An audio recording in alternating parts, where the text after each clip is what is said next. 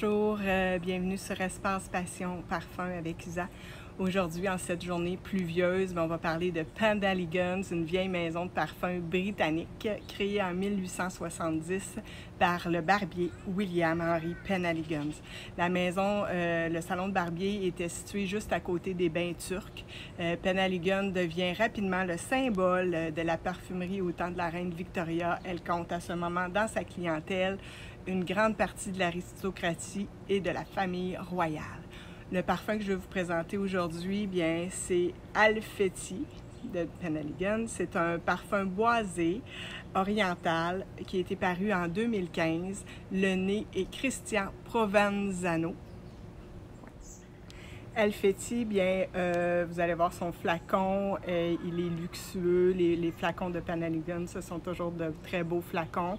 C'est un parfum qui va être addictif. C'est un jus très puissant avec un fort sillage. Vous ne passerez jamais inaperçu avec ce parfum. C'est un jus différent et de ce que j'aime de ce parfum, bien, ce sont ses épices, beaucoup d'épices. C'est un parfum mix, on dit qu'il s'inspire des somptueuses marchandises négociées au marché et les bazars de Turquie. Ça sent les épices, les cuirs souples et les fleurs exotiques.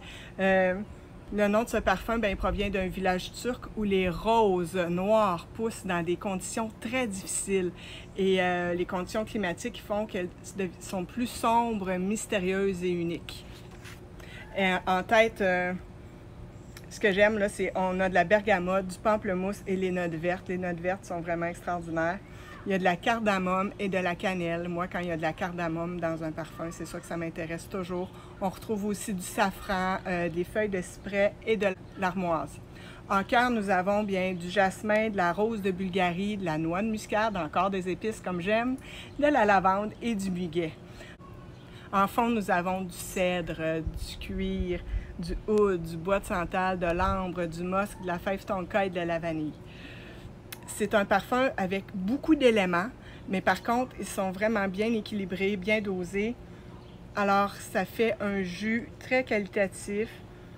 C'est un jus très créatif et à cause de ses épices, moi, j'hésiterais pas à l'acheter celui-là. C'est un parfum rafraîchissant aussi. C'est un parfum qui est facile à porter l'été, mais c'est pas pour les néophytes. C'est un parfum pour les gens qui osent et qui aiment beaucoup les épices dans les parfums. Mon deuxième coup de cœur de la semaine, je vous amène maintenant en Australie. Le soleil nous accompagne, évidemment. Alors, c'est un parfum de Fort & Manley. C'est une maison de parfum qui a pour philosophie de continuellement créer des parfums individuels, éclectiques et souvent excentriques. Ils sont faits à la main et toujours avec une allure un peu luxueuse. Leur flacon est sublime et c'est très original. Le parfum abordé aujourd'hui est Charlatan. C'est un floral fruité gourmand. Il a été lancé en 2016. Le nez est Raised Fort.